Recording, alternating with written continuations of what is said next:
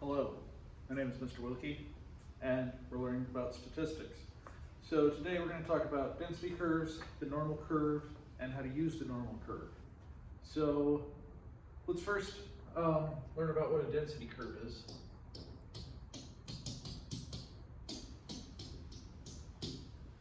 So a density curve used to model the distribution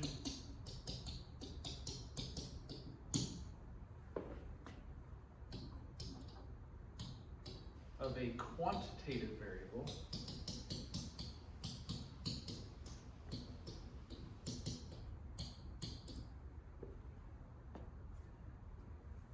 Okay, so remember the difference between categorical and quantitative. Quantitative is numerical, okay? Quantitative variable with a curve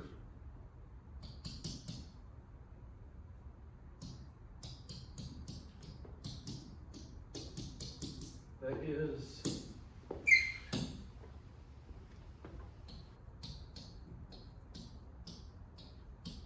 always at or above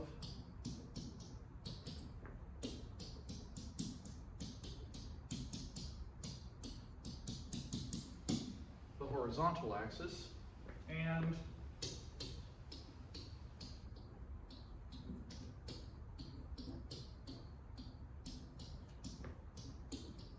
has an area of 1 underneath.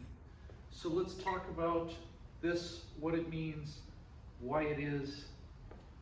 So first, a density curve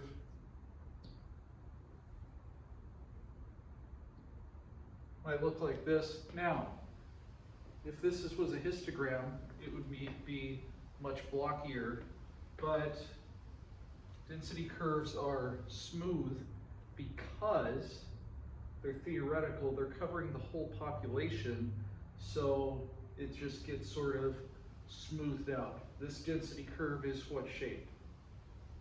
That's right, it's skewed to the right. Good. Can anybody tell me what the area under this curve is? That's right, it's 1. If it's a density curve, it's 1. So let's talk about, here's the horizontal axis. This could touch, this might never touch. If it never touches, can it still have a finite area? Yes, it can. Good, okay. So, all right, so this one.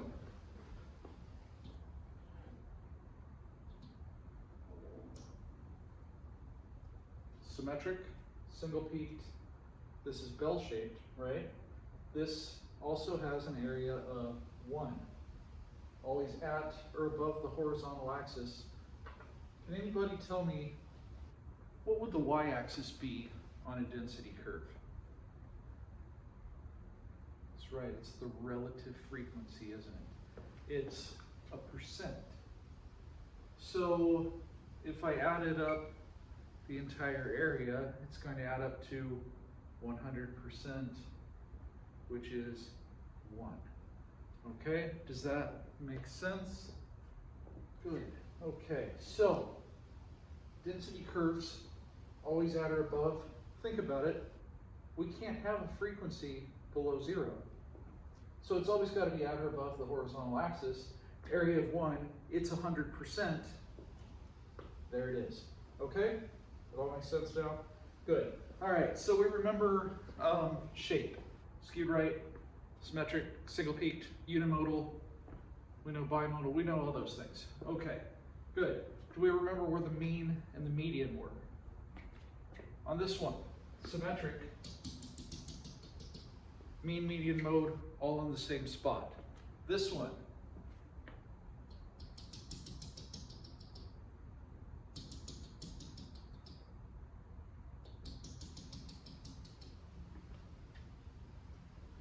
mode is the high point. So A is the mode. It's the highest point. Over here, it's all the same spot, right? B is the median. This is the equal areas point. So,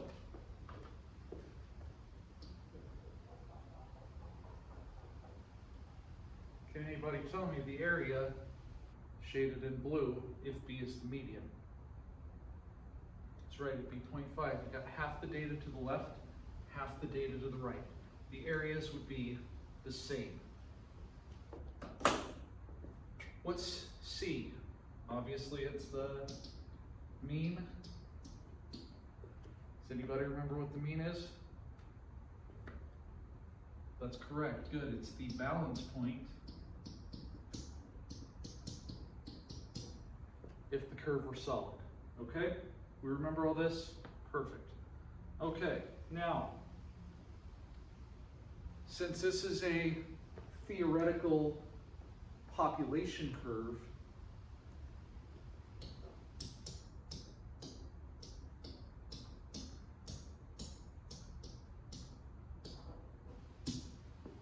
for mean, we're going to use the Greek letter mu. Now, since it's a population curve for standard deviation,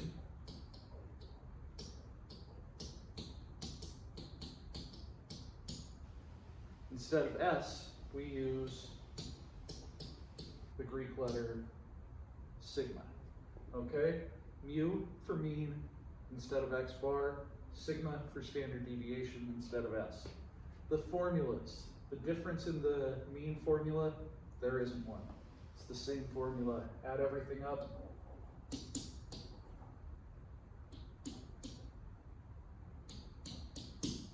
Divide by n.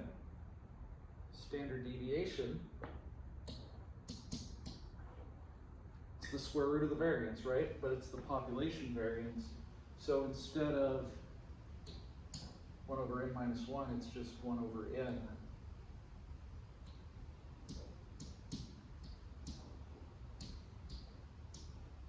Instead of X bar, it's mu. Okay? Easy enough. Same as the S formula, except we use mu instead of X bar, which is just the mean instead of n minus 1. It's a population, so there's everything's free to vary in a population. Infinite degrees of freedom in. Okay. All right, let's talk about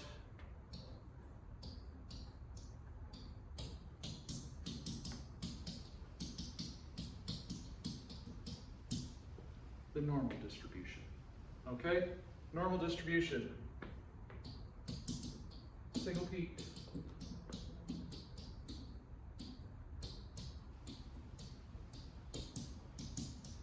Symmetric.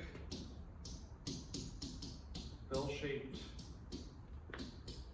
curve. Okay? You will have to draw one. The best way to get good at drawing them is to practice drawing them.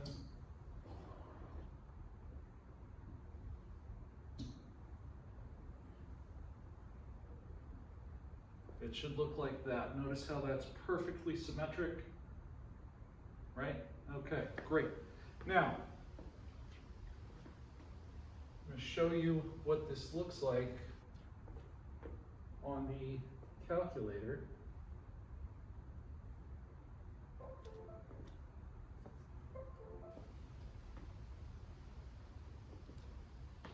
This is what we call the standard normal curve. Okay, now you'll notice it's 1 over the square root of 2 pi times e to the negative 1/2 x squared. Okay, now for a generic normal curve, it's a little different. They use mu and sigma, but this I'm using the standard normal curve where mu equals 0, sigma is 1. Okay, so let's look at this. If I graph that, it looks like this. This is the standard normal curve. Okay, now some cool things about this. This right here is one standard deviation. If we go directly up from one standard deviation, this is what we call the point of inflection. Does anybody remember learning point of inflection? I know if you're in calculus, you know the point of inflection is where what's equal to 0. Second derivative, right, good. If you're not in calculus, that's okay. The point of inflection is where it switches from concave up to concave down, or from concave down to concave up. Like this right here, you'll notice it's going concave up. Right at the point of inflection, it switches to concave down, switches back. That's at one standard deviation above or below the mean. Cool, huh? All right, so any questions on this? You do not need to memorize this equation. I'll be quite honest with you. I've been teaching stats for 18 years now. I still don't have that equation memorized. Okay? You don't need it, so don't worry about it. If you want to memorize it, you're more than welcome to. I honestly have no idea what you would do with that. Okay, so let's go back to where we were, which is somewhere.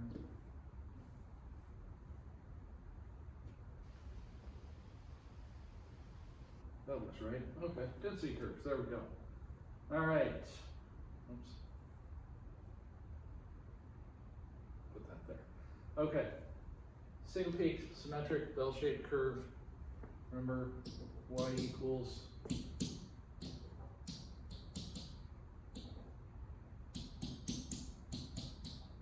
maybe I do have it memorized. Okay. Anyway, that's the equation if you want to ever use it for no reason whatsoever. All right, so the standard normal distribution we write like this.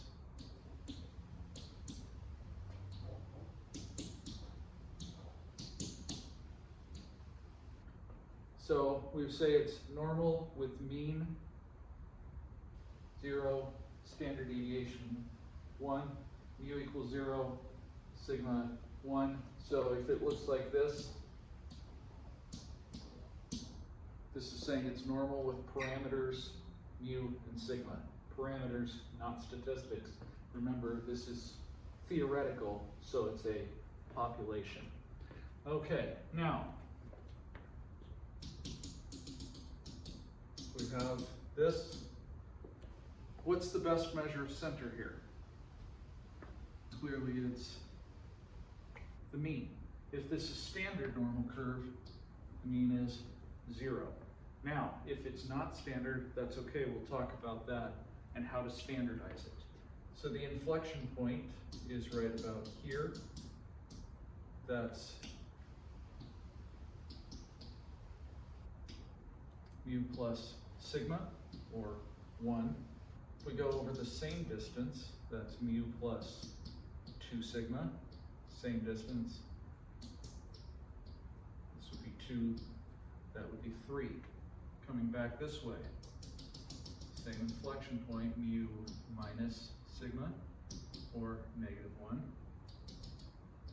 Mu minus 2 sigma, so negative 2, negative 3. And you'll notice, what's the area under this curve? 1. It's theoretically never touches, but clearly sometimes it will if you're talking about something that's got a clear bottom and top, but low point, high point, minimum, maximum. So, but theoretically this goes on forever in both directions, but it still has an area of 1 under the curve. Okay? Calculus students, if you want to integrate this from negative infinity to infinity,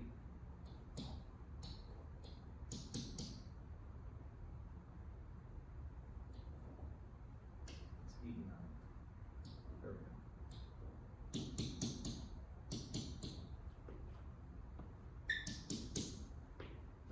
1. Cool. Okay, I won't make you integrate that, I promise. I don't want to integrate it myself. All right, so over here, let's learn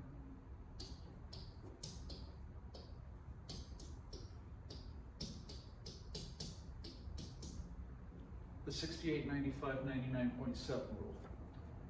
What this says, 68% of the data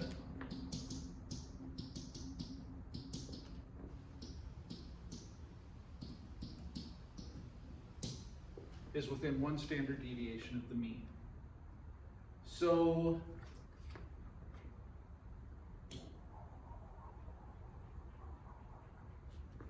if I wanted to find and this is just on a normal curve.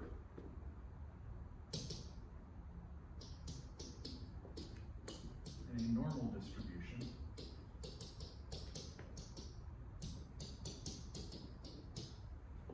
(68% of the data is within 1 standard deviation of mu).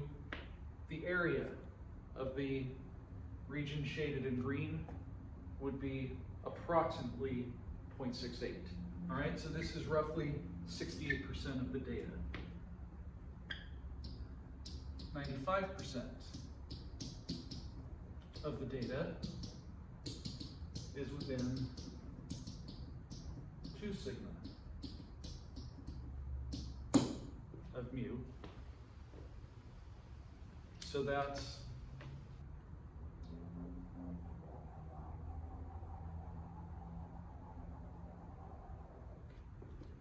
everything shaded in red, including the green. Okay? 95% of the data is within 2 standard deviations of the mean. So if I were to integrate from -2 to 2, I would get approximately 0.95. If I were to calculate this area from here to here, that would be about 95%. Okay. Can you already guess the next sentence I'm going to write? I would hope so. 99.7% of the data is within 3 standard deviations of the mean. Okay, so what that says is if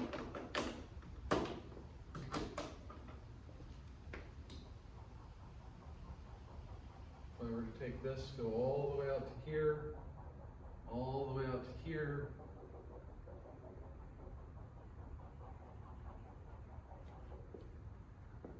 part that's shaded in blue there, the whole thing from here to here, is approximately 0.997, which tells us not much is over here. How much is this? Be careful. It's not 0.3%, it's 0.15%. Why? Because it's 0.3% total, so that's also 0.15%. Cool, okay, interesting. Does anyone have any questions about this so far? Okay, good. Now, well, let's talk about your first test.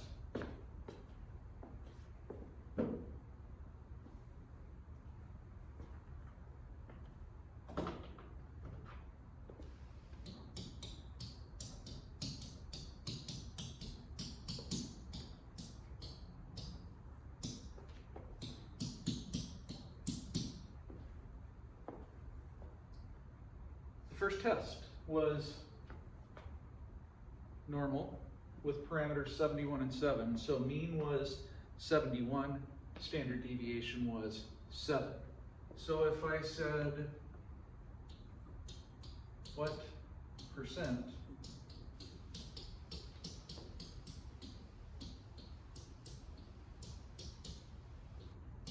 scored above 71.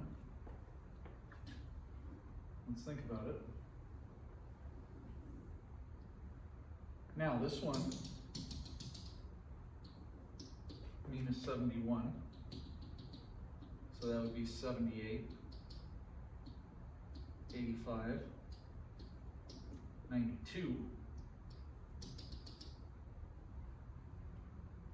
64, 57, 50. What percent scored above 71? 50%. Below 71, 50%. Now remember, this is theoretical, so this is considering it continuous. Nobody would score 71 exactly, right? Be close to 71, but so think of in terms of above 71, half, below 71, half. What percent scored between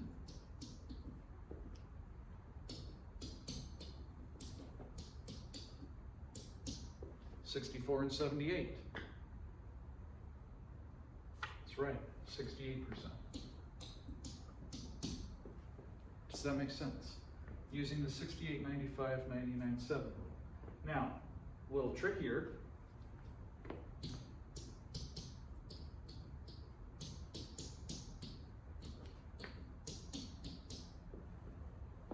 Between 57 and 64. I'm going to give you a little bit of time to see if you can figure out how to do that. Think about it, give it some thought. 57 and 64 is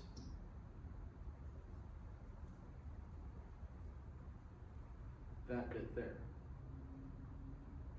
So how are we going to do that? Well, what do I know? Think about what you know. Think about what you need to know. Think about how to get there. Okay, what do I know? Well, I know this is 68%. I know this is 95%. So if I took 95 minus 68, I would be left with this and this, but it's symmetric, so I could just subtract 2, or divide by 2, so 95,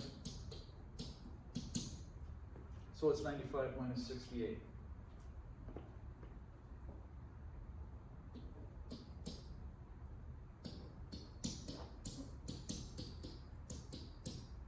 So about 13.5%. Cool, okay, interesting. Could I have done it like this? If this is 68%, this would be 32% on the outside, so 16.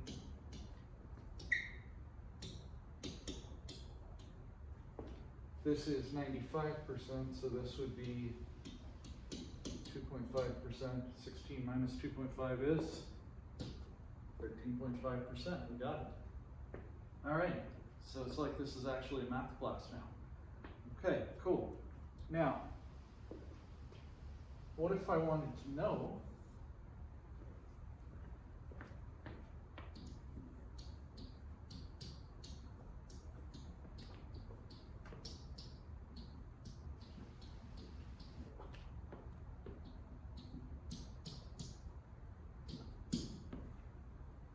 what percent scored an F?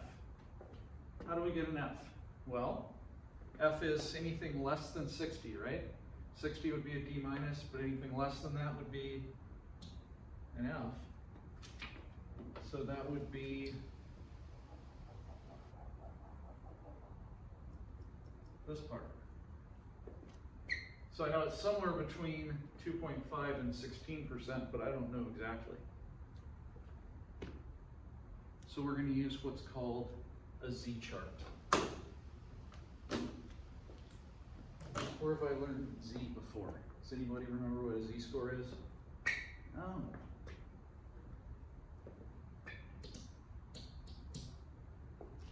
Well, we learned it last time as x sub I minus x bar over s. Well, here,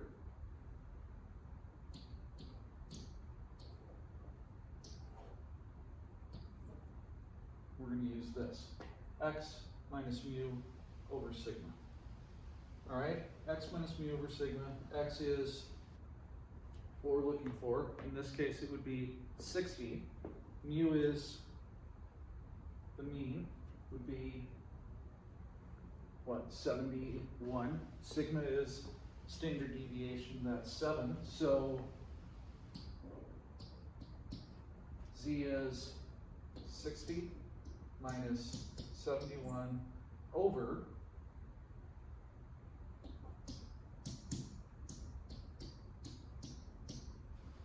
which is negative 11 over 7, which is what?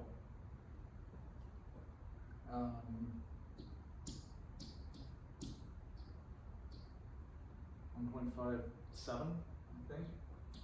1.58, somewhere in there. Okay, now, use my calculator, I guess. Negative 1.57, I was right. Okay, cool. Now, we're going to use what's called a z-chart.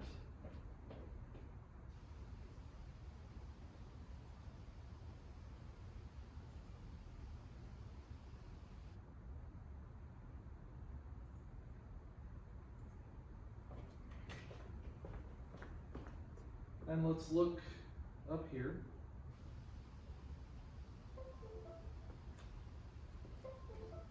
This is a z-chart.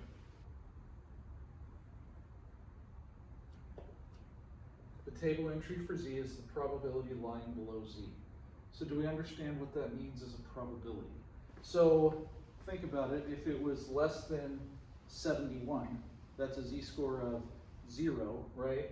The probability that lies below it is 50% because the area to the left is 50%. So here, I was looking for a z-score of negative 1.58. So this is in your book towards the back in the table section. You get this chart on the AP exam, so you don't have to memorize this chart. I've been teaching this for 18 years. I still don't have this chart memorized. And honestly, I don't have the chart memorized. So negative 1.5 is here. Then we've got the hundredths place going along the top. So I'm going to find negative 1.58 here. It's, apparently I can't circle correctly. I don't know what's going on. Anyway. I swear I was writing on that. All right, so anyway, 0.0571 would be the percent that failed. So the probability somebody failed the test would be 5.71%. Okay, do we see how the chart works? And if we don't see how the chart works, that's okay. We're going to come back and look at the chart some more. So let's go back and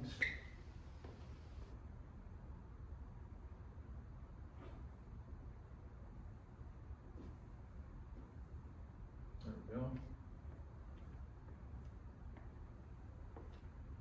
This was such a smart board, you'd think it would remember where I was. All right. There we go. So, negative 1.57 was the z-score. So the probability that z is less than was approximately 0.0571. Okay? So now, what if I wanted to know? Well, let's see.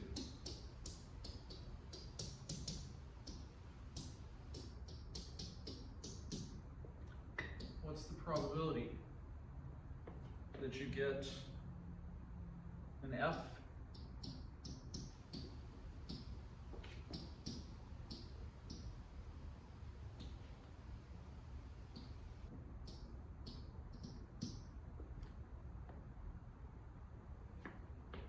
is the same as the probability that z is less than negative 1.57, which was that. So now, if I wanted to know the probability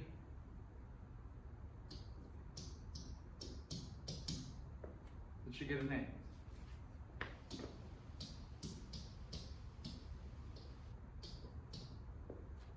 it's the probability that x is greater than or equal to 90. Now, you'll notice here I used less than, here I used or equal to. In a theoretical density curve, it doesn't matter. Now, on a test score, it might matter a little bit. Theoretically, I shouldn't use 60 here. I should have started at 59, but it's going to be close enough that we're going to call it okay. Here, I should include 90 because 90 is an A. Okay, so what do we need to find? We need to find the z-score. So z equals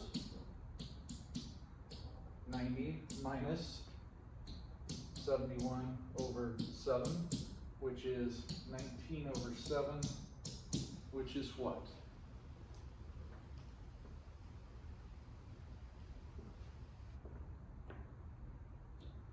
About 2.71. Now, let's think about this up here. That's just that little bit. It's pretty small, right? Not a good chance of getting an A, is there?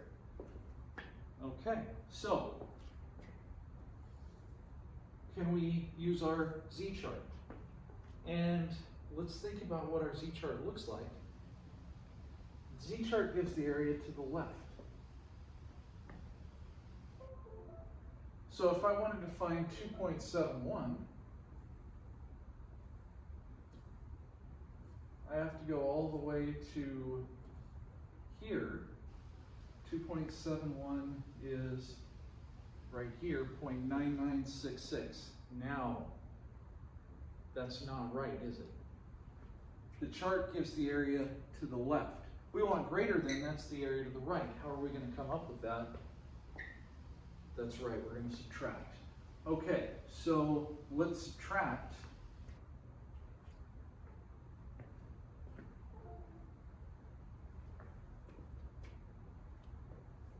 It was 0.966, I believe.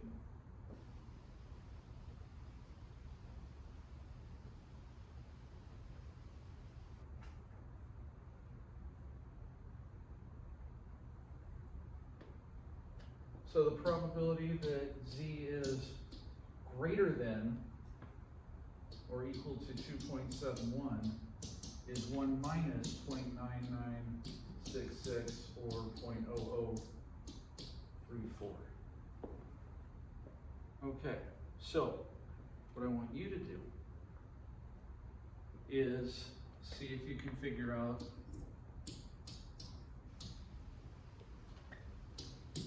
how to do that. Okay, give this some thought, think about it, probability of B, and which is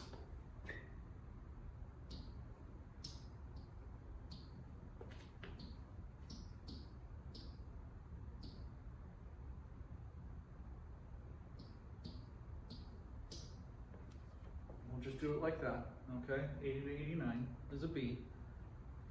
What's the probability? See if you can figure out how to do it. Looking up here, there's 80, there's 89. So it's going to be this bit here. So I'll give you a hint.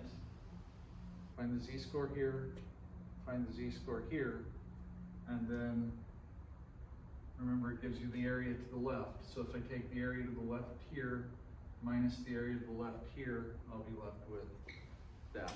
Give that a try, see what you can do. And yeah, do some practice problems. We're going to do some practice problems in class. Those of you not in class, maybe you should have signed up for my class. Sorry. Anyway, do this And if you have any questions, feel free to ask. Thanks for coming. Thanks to the Threats for the t-shirt, and I will see you guys once again later.